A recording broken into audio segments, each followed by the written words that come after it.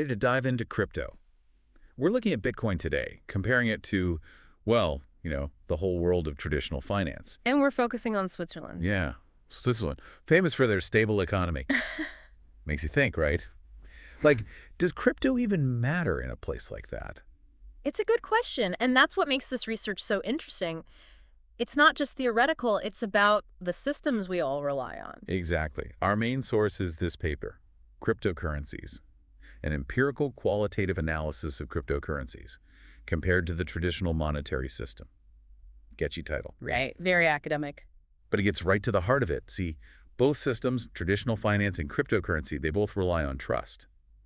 But the kind of trust, that's where things get interesting. With the traditional system, you're putting your faith in institutions. Banks, governments, all that. Right. Central banks, commercial banks, regulatory bodies.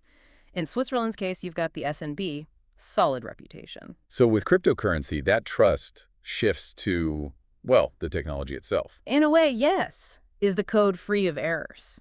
Right. Is the cryptography truly secure? These are the questions the research brings up. And it's not just theoretical. They point out that software, on average, has 7 errors per 120 lines of code. 7 errors in that much code. That's the average. Now imagine something as complex as Bitcoin. Whoa. Okay, so that's a lot of potential problems right there. And that's where this idea of technological trust comes in. It's a new kind of trust we're grappling with. So it's not just about the code itself, right? Because with crypto, you've got the miners who are validating the transactions. Right, and you've got the service providers, digital wallets, exchanges, all that. Just like we place trust in banks, we have to place trust in those actors in the crypto world. Different players, same game. Sort of, but the paper highlights this issue of mining pool centralization. Just 5 mining tools control about 70% of Bitcoin's mining power. 70%. Yeah. Seriously. That's a lot of power in a few hands. And 4 of those pools are operating out of China, so you can see where that might raise some eyebrows. Yeah, so much for decentralization, huh? What could even happen with that much power concentrated like that? Well, that's where the risk of a 51% attack comes in. If a single entity gains control over the majority of the network's computing power, they could potentially wreak havoc. Double spend coins, manipulate transactions, even shut the whole thing down. So much for that utopia everyone talks about. It makes you wonder, is crypto really more resilient than our traditional systems? I mean, we've all heard the horror stories about bank runs and market crashes. Right, and the paper actually digs into those very issues. They look at 3 major problems with traditional finance: control of money supply, cyclical credit creation, and, of course, bank runs. Okay, so let's unpack those, starting with control of the money supply. Isn't that supposed to be one of the big selling points of crypto?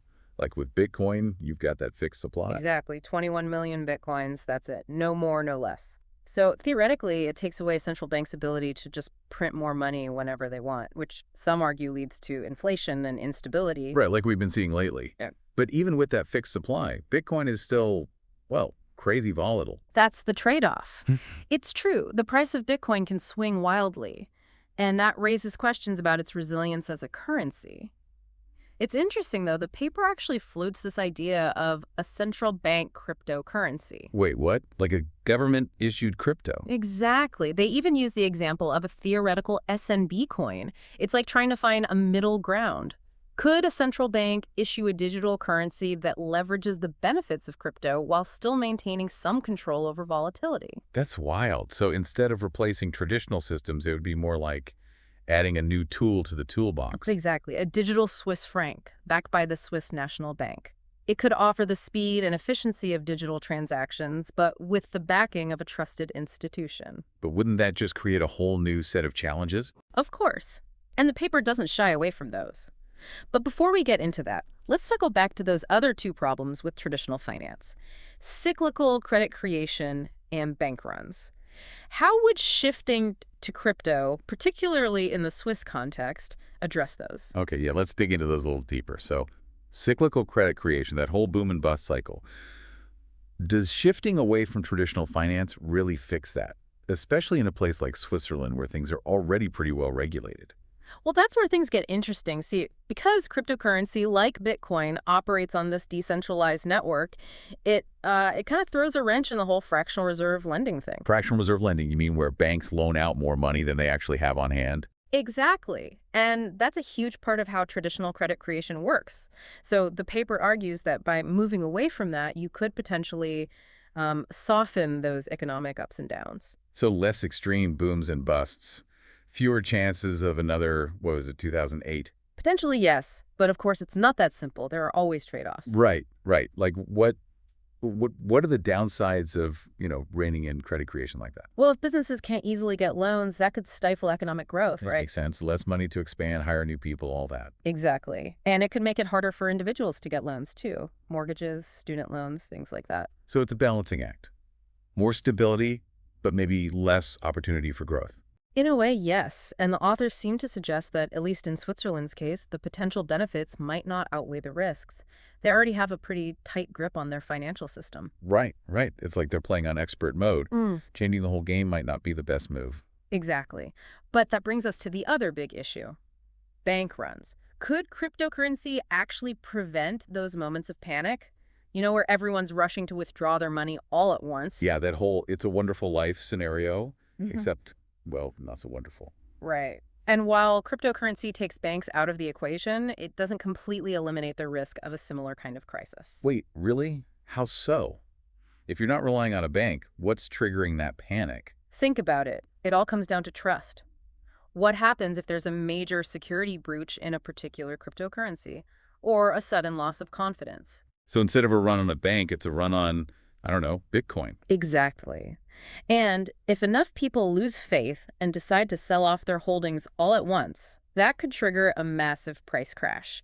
Essentially, the same effect as a bank run, just playing out in the crypto market. So no matter what system you're using, maintaining that trust is absolutely crucial. Absolutely. And that's something the paper emphasizes, especially in the context of Switzerland.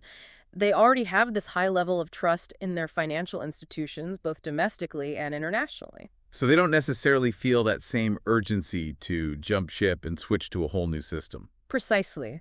But that doesn't mean there aren't areas where cryptocurrency could be a valuable complement to their existing system. Like those practical applications we touched on earlier. Exactly. Things like micropayments, cross-border transactions. These are areas where even a country like Switzerland could see real benefit. So it's not about replacing the entire system, but more about finding those specific areas where crypto can fill in the gaps. Exactly. And one area that seems particularly promising, even in a place like Switzerland, is micropayments. Ah, yes. Micropayments. We briefly mentioned those before.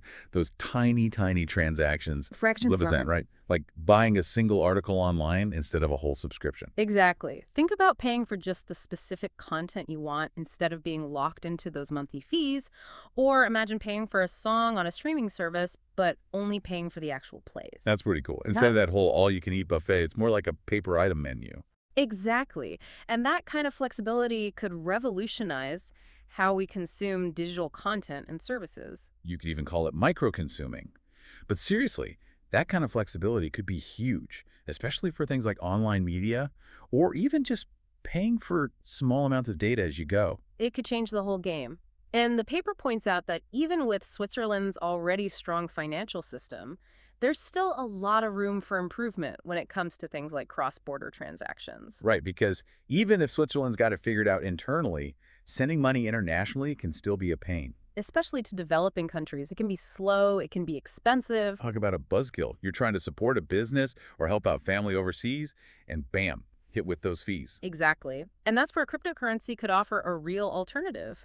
Faster transactions, lower costs. It's like the difference between sending a postcard and firing off an email. Exactly. And it's not just about speed and cost either. It's about access. Cryptocurrency could give people in developing countries who might not have traditional bank accounts a way to participate in the global economy. Leapfrogging right over those traditional barriers. It makes you wonder how Switzerland, with their reputation for, being really good at this whole finance thing, will adapt to this new landscape. That's one of the big questions the paper wrestles with. And they propose a pretty radical idea. What if the Swiss National Bank, the SNB, issued its own digital currency? Wait, like that S&B coin we were talking about earlier. Exactly. It could be a way to bridge that gap between traditional finance and the world of cryptocurrency. So instead of seeing it as a threat, they could embrace it as a tool to make their system even stronger. Precisely. Offer the benefits of cryptocurrency, the speed, the efficiency, but with the backing of a trusted institution. It's like adding a brand new high-tech blade to their Swiss Army knife of financial tools. A good way to put it. Hmm. But of course, it's not without its risks. Security would be a huge concern. Oh, absolutely. One little glitch and suddenly everyone's digital francs have disappeared. And then there are the regulatory hurdles. Introducing a whole new form of currency is no small feat. Right, there are laws, there are international agreements. It's a whole thing. Plus, you have to wonder how it would impact the existing banking system. That's another big one. If everyone's using SNB coin for everyday transactions, what happens to the banks? It's a lot to consider. And you know what's interesting is that the authors of this paper, they don't necessarily have all the answers. It's not about having all the answers, really. It's about asking the right questions. And they definitely do that. This whole conversation has been fascinating. We've really gone deep on cryptocurrency, especially here in the land of Swiss chocolate and super stable banks. It's a complex issue, that's for sure. But one thing's clear. This isn't about one system completely replacing the other. It's about finding ways they can coexist and even complement each other. Exactly. And for our listeners who want to explore this in even more depth, be sure to check out the research paper that sparked this whole conversation. It's a bit of a dense read, but trust us, it's worth it. You can find the full title in our show notes. And until next time, keep those brains buzzing. The future of finance is, well, it's anyone's guess.